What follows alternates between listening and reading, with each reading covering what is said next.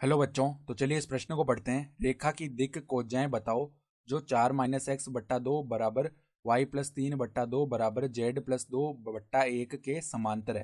तो यहाँ पर देखो, एक रेखा का कार्तीय समीकरण दिया हुआ है और इसके जो समांतर रेखा आएगी उसकी हमें दिक् कोज्जाएं बतानी है।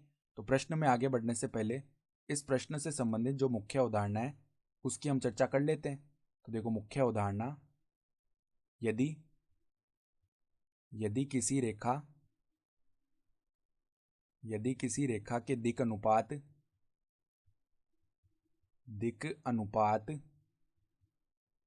a, b, c हैं, वह दिक् कोज्जाएं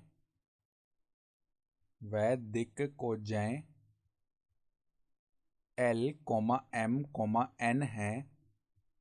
तो यहाँ से हम जानते हैं इनके बीच में संबंध क्या होता है। L बराबर क्या होती है, a बट्टा वर्गमूल a स्क्वायर प्लस में b स्क्वायर प्लस में c स्क्वायर। ठीक है। और m जो है वो किसके बराबर होती है, b बट्टा वर्गमूल a square plus b square plus में c स्क्वायर। और n जो है वो क्या होती है, c बट्टा वर्गमूल a square plus b square plus में c स्क्वायर। तो ये होता है संबंध। तो अब देखो, हम जानते हैं कि दो समांतर रेखाओं के जो दिक् अनुपात है वो आपस में बराबर होते हैं। तो हमारे पास में जो रेखा दी हुई है, अगर हम देखो उसको लिखें, यहाँ पर देखो 4-x लिखा हो तो x-4 लिखें, तो बट्टा में -2 लिखना पड़ेगा। और यहाँ पर y+3/2 बराबर z+2/1, ये आ गया मानक कार्तीय रूप। ठीक है। तो इस रेखा के जो दिक् अनुपात हैं वो क्या होते हैं, जो बट्टा में लिखे हुए हैं देखो, यानी a बराबर -2, b बराबर 2 और c बराबर 1। ये तो इस रेखा के दिक् अनुपात हैं।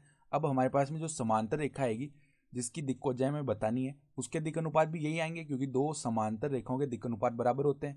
तो अब देखो, दिक् कोज्जाएं लिख लेते हैं। तो L बराबर में देखो -2 बट्टा में वर्गमूल -2 का वर्ग 4, 2 का वर्ग 4 प्लस में 1, यानी कि ये बन गया -2 बट्टा में देखो यहाँ पे वर्गमूल 9 बनेगा जिसका मान 3 आ जाएगा, तो -2/3। अब m का मान लिखें हम, तो m बराबर में क्या आएगा, यहाँ पर देखो 2/में वर्गमूल 4 प्लस में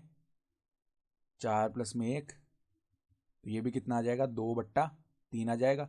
n बराबर में क्या आएगा, n बराबर में देखो 1 वर्गमूल 4 प्लस में 4 प्लस में 1, यानी कि 1/3। अतः दिक् कोज्जाएं क्या आ गई, अतः दिक् कोज्जाएं जो हमें सवाल में पूछी गई थी क्या आ गई, देखो -2/3, -2/3, 2/3, 1/3। ठीक है, ये आ गई दिक् कोज्जाएं और यही हमारा उत्तर हो जाएगा। तो आशा करता हूँ कि आपको ये प्रश्न समझ में आया होगा। धन्यवाद।